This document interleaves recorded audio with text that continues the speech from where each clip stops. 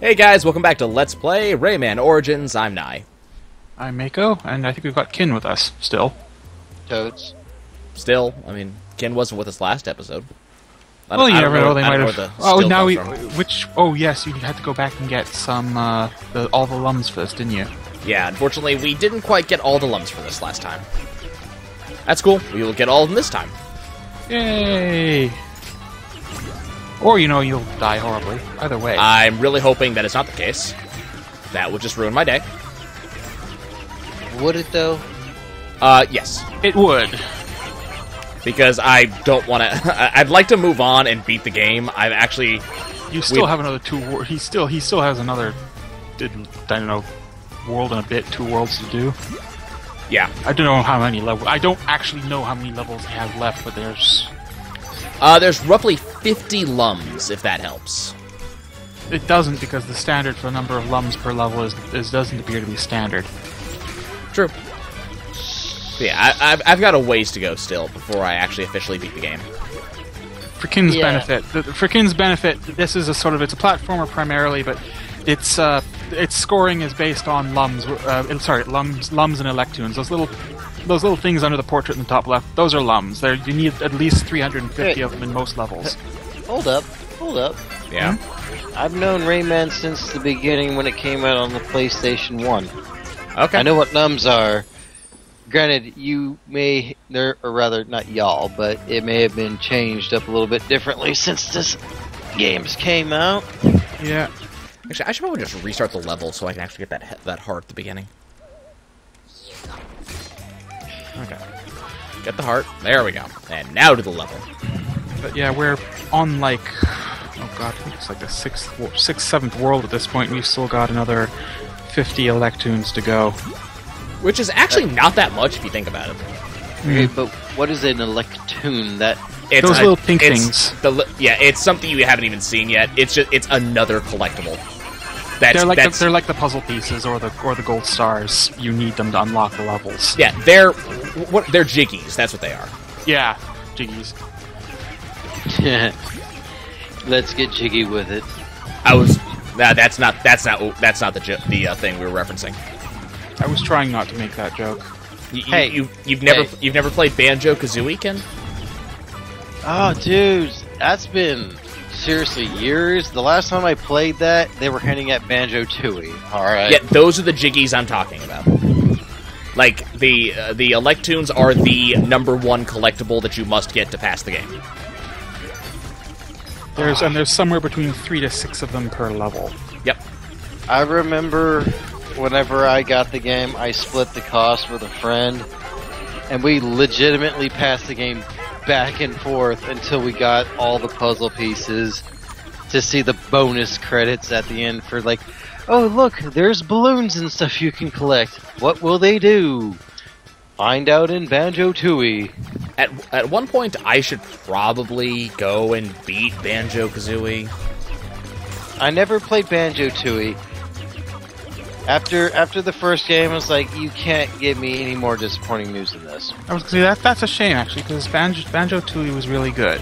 Third one wasn't, but third one didn't happen. Nothing you say will make me believe otherwise. Was there actually a third one? Oh, I know what you're talking about. Yes. That I don't think that has anything to do with anything else, honestly. What was the third one? Are we talking Banjo Nuts and Bolts on the Xbox? Yeah, that's exactly what I was about to ask. Yeah.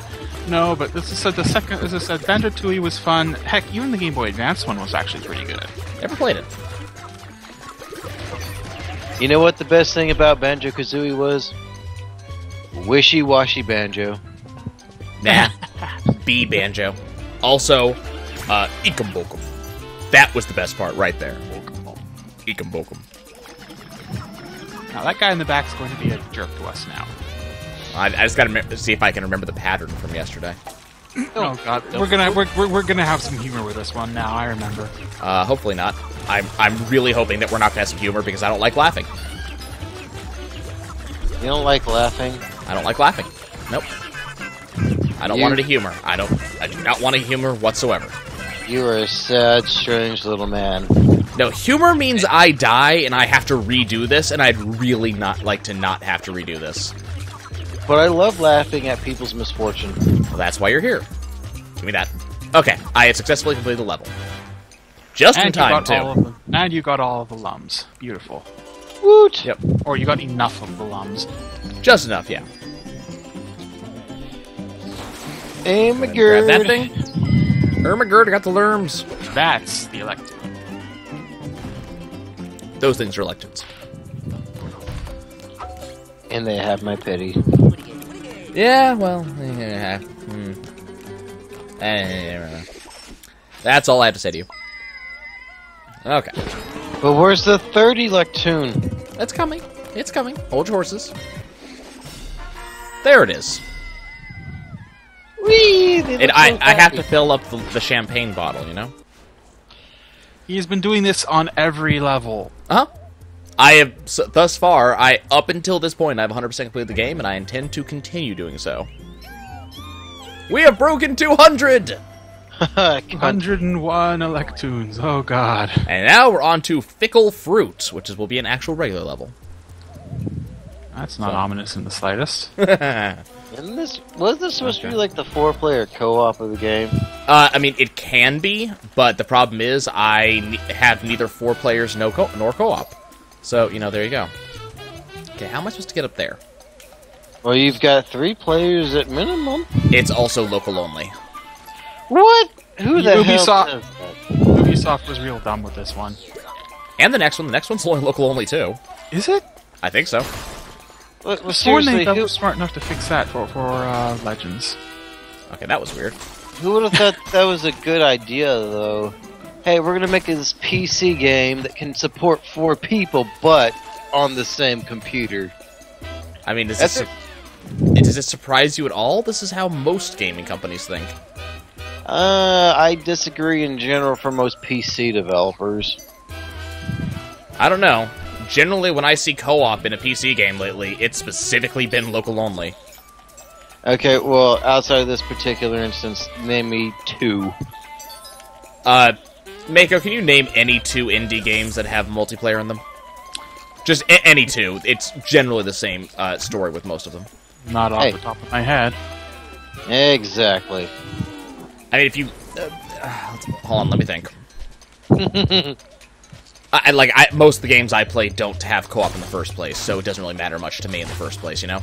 No, yeah, don't get me wrong, there are games that are, quite frankly, built around the general premise of co-op, but they're like, well, you can only play it on the same machine, and you know what? That is nonsense. Something that I would also really like to see have the internet option available of co-oping is the Mega Man 2.5 fan-made game, and the Mega Man it's another Mega Man game, but you can have up to 4 people playing a level. Well, what I eventually learned, or what I've had taught to me, is a better way to put that, is just the making online co-op work, or online multiplayer in general, is a just gigantic pain in the ass for most developers, especially indie. So I kind of expect at this point. Oh yeah, for indie developers, yeah, I guess. I mean, I can't imagine, honestly, any of them have the realistic capabilities or knowledge to make a game play and play in sync with 1 or more people. Well, that game 2 or more people. I mean, the game I was just playing, Lethal League, that one apparently does have multiplayer, and apparently it's really good multiplayer too. Yeah, I saw that. What was it? Total Biscuit again did that, and did it fairly well, apparently. I'm being attacked by an angry fruit. Well, it's just always the problem, of course, is you've got the general lag. Oh, do not. Come on. Up. Damn it! Time to die. There we go. Okay, let's go try that again. Okay, we go under here, and we bounce, and we ignore that particular angry thing. That's a nectarine slice. It might very well be. And those are lime wedges. Okay, missed that one. That's fine. Yes, these are lime wedges. They also bounce. This entire place is the Gourmand world, or Gourmand land, I think is what they were calling it. Something like that, yeah. Okay, we're gonna ignore the very angry, spiky things. Oh, hey, there was that and that which I wanted. Okay, let's grab that. That's some rooms right there. Okay, the question is, can I get myself up there? Yes. Come on. I can do it. I believe I in can. you. Like a Told boss. But yeah, Rue, or I'm sorry, Aaron. As we have played before, at some point you should definitely get Dead Rising 3 because the gameplay in I know you played Dead Rising 2 with me, but the gameplay in 3 is just so fantastic. I'll play it eventually. We can legitimately not even be in the same area. There's no real internal quote-unquote parts of the game. You want to go kill some people on one side of the city, I can go do it on another. And you can also construct a dildo weapon with explosive balls that you shoot flames out of people, so, you know, that's a thing. I mean, that's the thing is, that's not a very, like, high on my priority list thing to do in a game. No, it's not. It's also a lot more... as compared to the second one, there's a lot less, you know, urgency to the entire gameplay mechanic. You mean you can actually just go in and just have fun, you know? Yeah, you mean the whole fact that there is no time limit, you can save whenever you want, You can save whenever you want. There is still a time limit, but it's not one of those... Like in the second one, I've got to go get a shot of Zombrexes for my daughter. Even though I've got, you know, 9 Zombrexes in my inventory, I've got to be the one to give her the shot because all these people I saved are just apparently inept. Oh, no, let me bounce. Okay, that's irritating. But either way, again, it's Get me just there. Okay. a suggestion for another time. Bounce, jump, got nothing, probably lost this guy. No, he's still alive, okay. Come on, get me there. Give me that, okay. How do I get to that? Without dying, of course. That's the all-important spiky bit. Oh, nope. Okay, and it's gone. Now I need to kill myself again. For some strange reason, I'm flashing back to just thinking about, you know, the things you have to pick up or do to complete the game. And I'm just flashing back to Jet Force Gemini for the N64, where the people where you had to rescue in order to complete the game, you could end up killing and permanently screwing yourself over. Well, I mean, if you're talking about stuff like that, you know, don't forget Morrowind. Morrowind was the patron saint of that. Well, at least they were ballsy enough to say, hey, you shouldn't have done that. You can either keep playing or not, but... No. If you're gonna like describe it, you gotta use the words they used, which was, what was it? It was, the threads of prophecy have been unraveled, or something like that. You can continue in this world you have created, or you can reload your game save. Yeah, and that was pretty much it. You were informed, I'm sorry, you done screwed up, son. If you want to try again in the future, we'll be here, but until then... Well, the thing was, is you didn't even legitimately have to even care about any of that. God, I just screwed up that entire section. I did not even... Well, I suppose it depends a lot on how important they want to make the narrative be for their purposes of their... Like, I've got... One of the latest games I've been playing is for the Vita, Sword Art Online. It's based in... The whole gimmick of the world was that, you know, these people logged in to play a brand new MMO, and using, you know, the VR tech that's important at the time, and it turns out that the guy who made it's an asshole, and if you die, the VR set's designed to fry your brain. If you die in the game, you die in real life. Literally, yes. Yeah. So it's the Matrix. No, it's .hack. .hack. It's .hack. Except that, you know, you've got a bunch of The other gimmick being that, the main character has, as all is standard for any given anime-based thing, a bunch of girls that are interested in him. But if you or any of your active partners at the time die, the game instantly dead ends, and it lets you know that you dead ended because the plot has been derailed. Yep. Because if any of them if any of them die, then it kind of ballses up the plot entirely. So yeah. But it's entirely like the Matrix. The thing I don't like about Sword Art is that it's Dot Hack. Dot Hack did it first. Dot Hack did the idea first. The translation is, quite frankly, terrible. But I like it because it has an extremely fun combat system. I mean, the combat system alone makes it feel like the rest of it is forgettable. Okay, I see how this works. I don't remember Dot Hack having, if you died in the game, you died in real life outside of a select few people. You're kidding, right? That was like the entire storyline. No. The entire storyline was that certain people were going unconscious and couldn't log out. Exactly. Same thing. No. No. If they died in the game, they died in real life. That was the entire thing. That was a very specific set of people suffering from protagonism. There was that was a thing in the second, in Dot Hack GU, but that came a lot later. No, you're misunderstanding.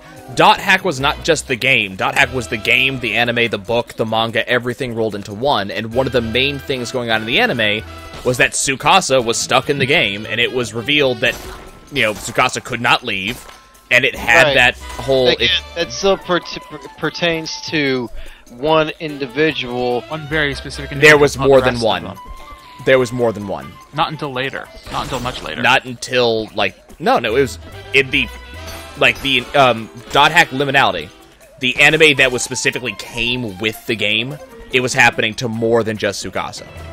That was the entire point of Liminality to begin with. Again, you're missing the point of the description. It's happening to a select few, not everyone. Okay, so I'm Sword Art Online. Every single. I know, but I'm not giving creativity points to a group because they decided, okay, well, let's just expand this to everybody, and that suddenly makes it unique.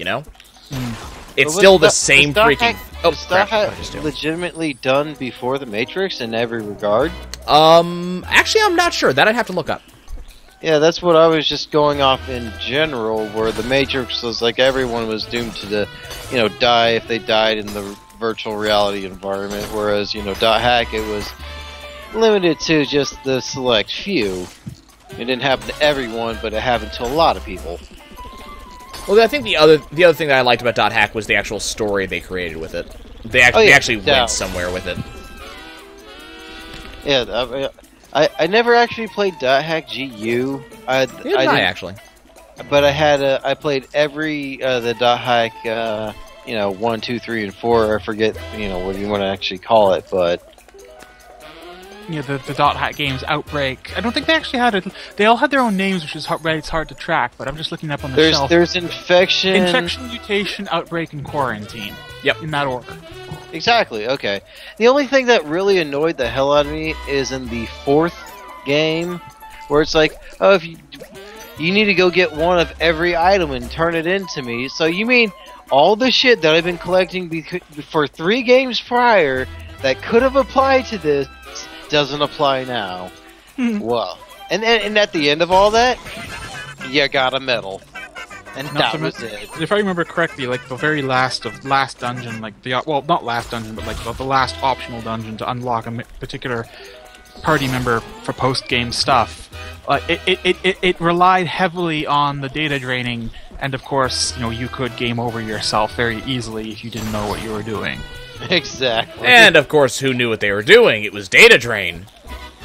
Well, the thing is that I never actually got a game over from data draining just because I was so paranoid about how you can do the... So I was going to say, don't forget you can do that up jump thing. That's what I was trying to do. I was just trying to get enough height to make it so I could conveniently do it.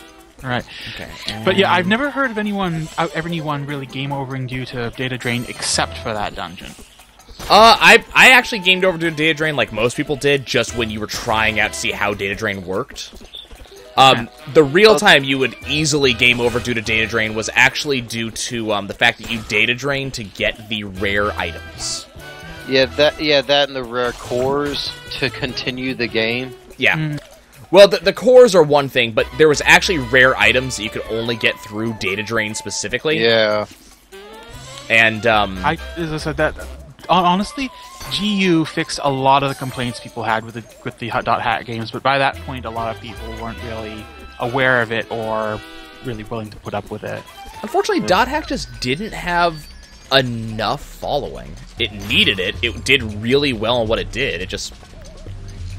I've actually gone to the trouble of importing the PSP version. I still haven't actually gotten around to playing it because my Moon Runes isn't nearly good enough. But then again, I'm the kind of nut bar who actually goes and buys the Super Robot Wars games. So now one day I'll get back to .hack. I got up to, I think it was the end of the second game, lost to the final boss of the end of the second game, and just went, you know what? I'll get back to this series eventually, and never got back to it. Well, I like the .hack series in general myself, just because it tried a lot of interesting little tricks that I don't think had been really investigated before in terms of narrative. I don't think any game had really investigated the whole, or heavily invested in the whole, book, anime, and game all at once. I mean, honestly, I don't know many games that since then have done the same. There's a couple that have done that gigantic, everything comes out at once thing, especially stuff like Hyperdimension Neptunia is doing it, apparently. But, there's not many games that actually tried that. It's a shame, because it's a really cool technique to get more attention to your game. And also to build an entire storyline for multiple things. Let's just go ahead through here. Oh, damn it. Is this the same level? It's the same level. So the levels come in two flavors. You beat the level once to get all the lums and everything like that. Then you do it again to speedrun it, which is what I'm doing now. So are you trying for the trophy, or are you just trying for the trophy? Okie dokie. Trophy or nothing.